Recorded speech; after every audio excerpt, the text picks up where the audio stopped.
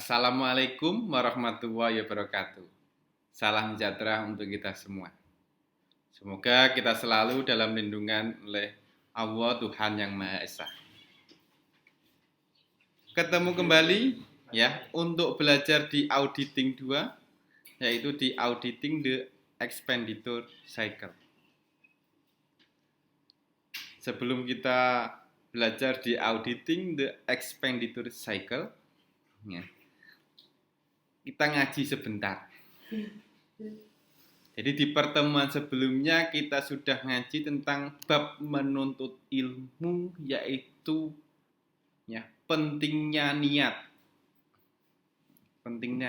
untuk menuntut ilmu. Ya, jadi niat kita menuntut ilmu yang pertama di pertemuan sebelumnya adalah mencari ridho Allah dan menghidupkan agama Islam. Itu sesuai ya, yang ada di dalam kitab Ta'lim Muta'alim.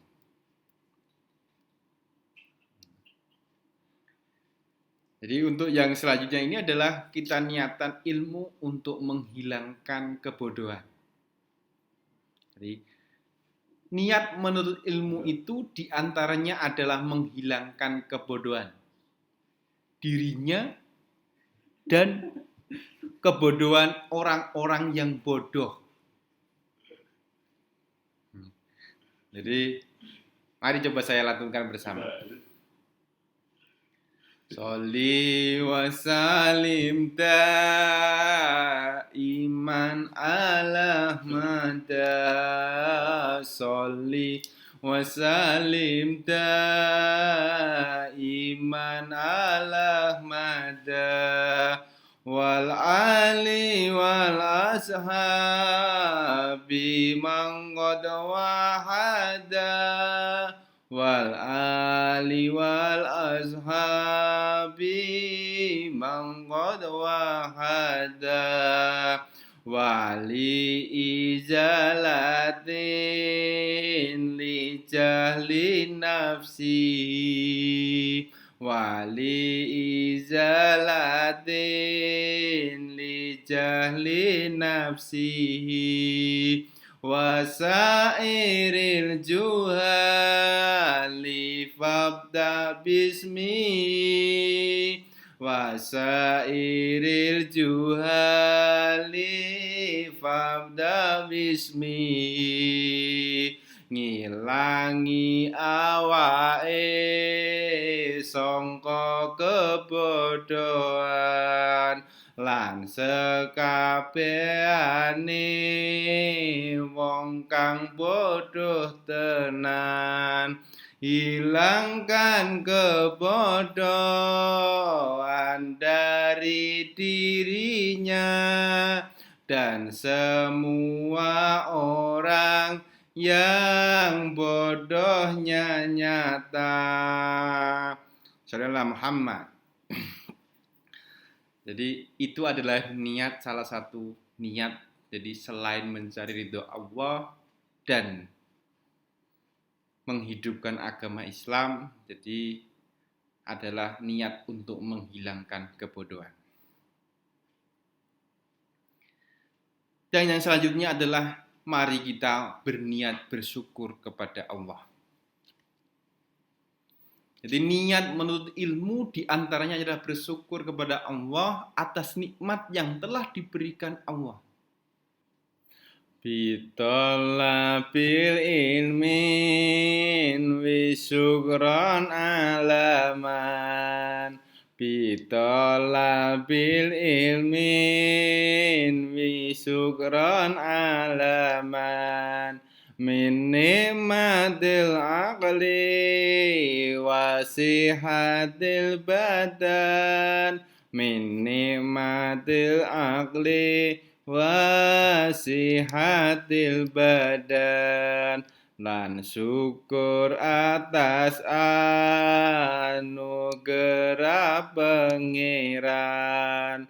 Rupa nikmat akal lan sehat badan. dan bersyukur atas anugerah Tuhan berupa nikmat akal dan sehat badan. Terima kasih.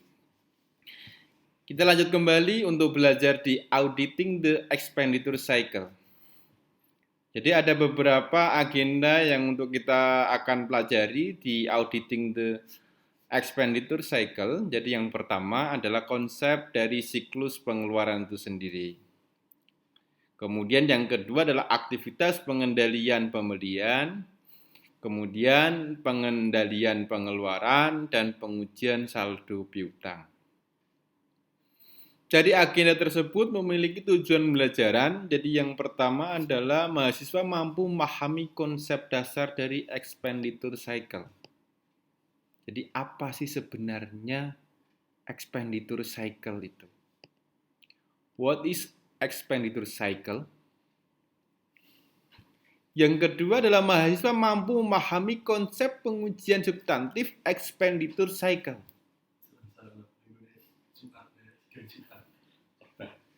Jadi seperti apa sih untuk pengujian substantif dari expenditure cycle itu sendiri?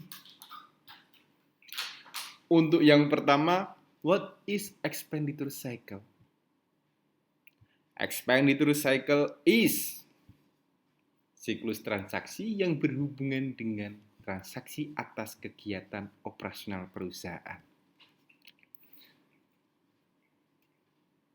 Jadi itu adalah pengertian dari siklus pengeluaran atau expenditure cycle itu sendiri. Jadi siklus pengeluaran yang merupakan siklus transaksi yang berhubungan dengan transaksi atas kegiatan operasional perusahaan yang mengakibatkan pengeluaran kas. Kegiatan operasional perusahaan yang mengakibatkan pengeluaran kas. Jadi jika transaksi yang mengakibatkan pengeluaran kas tersebut bukan transaksi rutin kegiatan operasional perusahaan, maka transaksi tersebut tidak termasuk dalam kategori transaksi siklus pengeluaran. Jadi kalau bukan kegiatan rutin, istilahnya adalah kegiatan utama dari perusahaan, maka itu tidak termasuk dari siklus transaksi pengeluaran. Gitu ya. Nah, jadi siklus transaksi yang berhubungan dengan transaksi atas kegiatan operasional perusahaan yang mengakibatkan berkurangnya kas atau pengeluaran kas. Tapi transaksi tersebut ya adalah transaksi rutin. Ya. Jadi transaksi rutin dari kegiatan operasional. Kalau selain itu tidak termasuk dari siklus pengeluaran. Nah, sistem informasi akuntansi untuk siklus pengeluaran itu sendiri, gambarannya yang pertama adalah sistem pembelian. Jadi prosedur permintaan pembelian, kemudian ada prosedur order pembelian, prosedur penerimaan barang, sampai dengan prosedur pencatatan hutang. Itu di dalam sistem informasi akuntansinya. Sedangkan terkait dengan siklus pengeluaran tidak hanya di sistem pembelian saja, tapi juga di sistem pengeluaran kas. Maka sistem informasi akuntansi untuk sistem pengeluaran kas itu yang pertama ada prosedur pembayaran bukti kas keluar. Yang kedua ada prosedur pencatatan pengeluaran kas. Dan itu.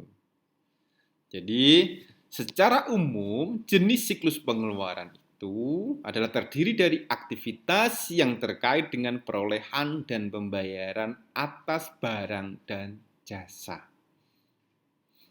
Jadi itu adalah siklus pengeluaran. Aktivitas yang terkait dengan perolehan dan pembayaran atas barang dan jasa. Jadi lebih simpel adalah transaksi pembelian dan pengeluaran kas.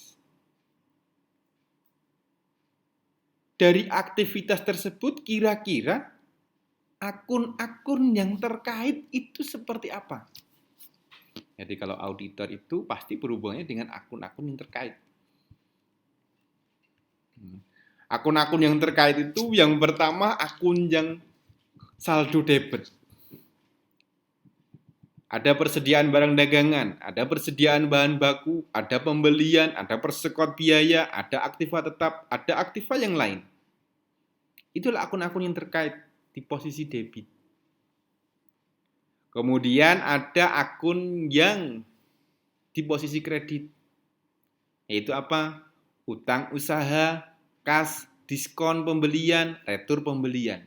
Itu adalah akun-akun yang terkait di siklus transaksi pengeluaran kas atau expenditure cycles. Di transaksi dan saldo rekening dari siklus tersebut, jadi pembelian persediaan berarti debitnya persediaan, kreditnya bisa utang dagang, bisa kas. Yang kedua ada pelunasan utang. Transaksi pelunasan utang itu saldo rekeningnya berhubungan dengan debitnya adalah utang dagang, kreditnya kas. Kemudian ada transaksi pemeliharaan gedung. Debitnya apa? Biaya administrasi dan umum, kreditnya kas atau utang lain-lain. Yang perlu Anda perhatikan di sini dalam transaksi dan saldo rekening adalah dalam pembahasan audit siklus pengeluaran ini fokus pada pembahasan audit atas transaksi pembelian persediaan. Ini tidak berarti bahwa transaksi yang lain tidak perlu diaudit, tapi fokus untuk di topik ini adalah di pembelian persediaan. Jadi kalau digambarkan transaksi dalam siklus pengeluaran itu, ya, jadi ada persediaan barang dagangan itu mestinya di debit. Utang dagang bisa kredit, bisa debit. Kas di kredit. Aktivitasnya ada pembelian barang dan jasa dan pembayaran, ya, utang ataupun retur.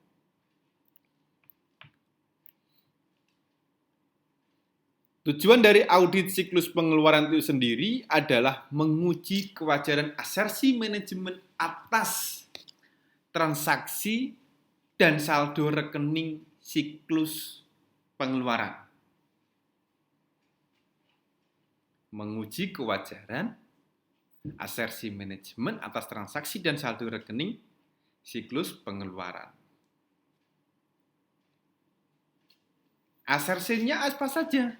Yang kategori asersi manajemen, mungkin masih ingat waktu di revenue cycle, yang pertama ada existence or occurrence.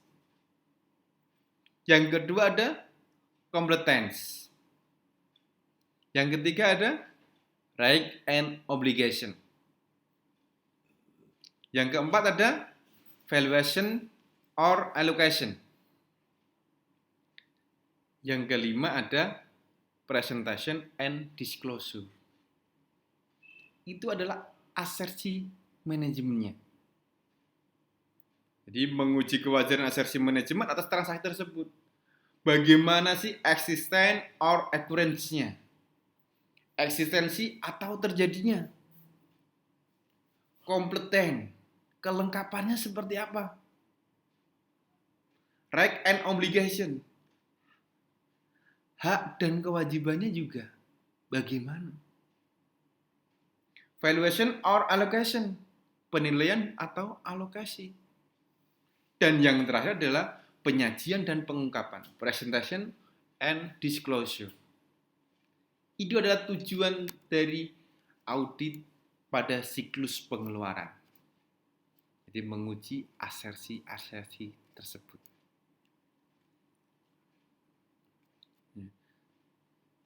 Jadi ada beberapa langkah untuk perencanaan audit. Pertama, seorang auditor jika akan melaksanakan kegiatan audit, maka apa? Dia harus memahami, ya, melakukan pemahaman terhadap bisnis dan industri calon klien terlebih dahulu. Kemudian apa? Menentukan materialitas, ya, risiko bawaan dan prosedur analisis. Ini langkah-langkah untuk perencanaan audit. Jadi risiko bawaan itu di sini adalah faktor umum yang mendorong manajemen melakukan salah saji. itu adalah di risiko bawaan. Jadi seorang asersi manajemen biasanya mempunyai tendensi ya, untuk melaksanakan salah saji di siklus pengeluaran itu, contohnya tekanan untuk mengurangi sajikan biaya. Tekanan untuk mengurangi sajikan utang, kerentanan harga bahan baku dan produk, risiko kecurangan yang dilakukan oleh karyawan. Di samping itu, risiko yang mungkin ya terjadi itu adalah karena apa? Volume transaksinya tinggi. Pembelian dan pembayaran tidak sah. Penggelapan aktiva yang dibeli. Pembayaran double atas faktur pembelian dan isu akuntansi. Itu adalah risiko-risiko bawaan terkait di audit expenditure cycles. Contoh pengujian asersi. Ada sebuah entitas, ada sebuah perusahaan memiliki data informasi dari aset manajemen bahwa saldo utang dagangnya adalah 250 juta. Maka auditor harus melaksanakan pengujian asersi, eksistensi dan terjadinya, membuktikan bahwa utang tersebut ada. Misalnya dengan konfirmasi utang serta membuktikan bahwa transaksi utang benar-benar terjadi. Kemudian bagaimana pengujian asersi kelengkapannya? Jadi saldo utang dagang 250 juta. Jadi auditor harus membuktikan bahwa seluruh utang telah dicatat dan dilaporkan. Jadi misalnya dengan mengambil sampel faktur yang dimiliki oleh perusahaan. Kemudian pengujian yang ketiga adalah pengujian asersi hak dan kewajiban. Jadi membuktikan bahwa seluruh utang adalah kewajiban perusahaan. Jadi misalnya dengan menguji ketepatan cut-off, pisah batas transaksi. Kemudian untuk pengujian asersi penilaian dan alokasi adalah memeriksa ketepatan pencantuman jumlah utang dalam neraca serta ketetapan pencatatan beban bunga atas utang, misalnya untuk kasus utang wesel, jumlah aksaran periodik dan yang lainnya. Jadi kemungkinan kalau terjadi ada utang wesel tersebut, jadi yang harus dicatat adalah utangnya itu sendiri, kemudian biaya bunganya, kemudian ada kas, itu jurnalnya. Kemudian untuk pengujian asersi penyajian dan pengungkapan dari saldo utang 250 juta, auditor harus mereview ketepatan penyajian utang dalam neraca, terutama dalam hubungannya dengan klasifikasi utang lancar dan utang tidak lancar atau utang jangka panjang. Dia harus mengungkapkan itu. Jadi sedangkan risiko dari siklus pengeluaran itu sendiri, jadi untuk menjamin ketelitian auditor harus cermat terhadap berbagai risiko siklus pengeluaran, yang antara lain adanya kecenderungan manajemen untuk memperkecil pelaporan utang dalam neraca. Itu manusiawi. Ya, karena apa? Pingin dilihat supaya mungkin perusahaannya itu ya, bagus, utangnya kecil, tapi asetnya besar. Padahal mungkin kalau di kita, kalau utangnya banyak kan berarti kita dipercaya, ya kan? Anda mungkin orang ngasih utang kepada kita kalau kita tidak dipercaya. Nah, tapi itu ya sebuah mungkin pandangan yang salah. Itu. Kemudian adanya kecenderungan untuk memperkecil jumlah biaya dalam laporan laba rugi. Volume transaksi ya secara umum cukup tinggi. Transaksi dalam pengeluaran bisa dijadikan sebagai lahan penyelewengan. Berbicara lahan penyelewengan, kalau kita ya sebagai auditor ya Jadi kalau misalnya kita sebagai pegawai yang mungkin diperiksa, kita ya juga harus merasa memiliki sebuah perusahaan. Yang kelima adalah pembelian dilakukan pada pemasok yang tidak diotorisasi. Harga beli barang terlampau mahal, mungkin karena adanya kickback komisi pembelian.